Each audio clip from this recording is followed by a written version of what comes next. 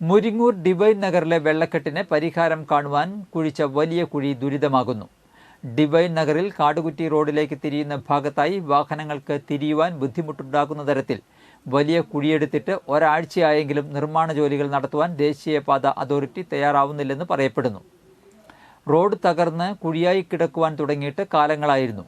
Divine Nagar അടിപ്പാതയിലും service റോഡിലും മഴ പെയ്താൽ രൂക്ഷമായ വെള്ളക്കെട്ടായിരുന്നു. ഇതിന് പരിഹാരം കാണുവാനായിട്ടാണ് ദേശീയപാത അധികൃതർ തകർന്നു കിടന്ന റോഡിലെ കുഴി JCB ഉപയോഗിച്ച് വലിയ കുഴിയെടുത്ത് തടസ്സമായി നിന്നിരുന്ന കല്ലുകളും മറ്റും നീക്കം ചെയ്തെങ്കിലും കുഴി മൂടുവാൻ കൊണ്ടുവന്ന കോൺക്രീറ്റ് സ്ലാബ് ഉയരം കൂട്ടിയതോടെ കുഴി അടയ്ക്കുവാൻ സാധിക്കാതെ വന്നിരിക്കുകയാണ്.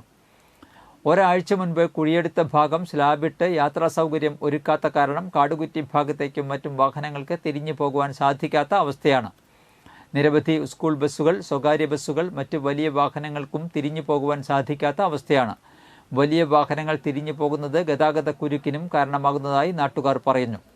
അടിയന്തരമായി പ്രശ്നത്തിന് പരിഹാരം കാണുവാൻ അധികൃതർ തയ്യാറാവണമെന്ന് പഞ്ചായത്ത് അംഗം റിൻസി രാജേഷ് മേനോത്ത് ആവശ്യപ്പെട്ടു.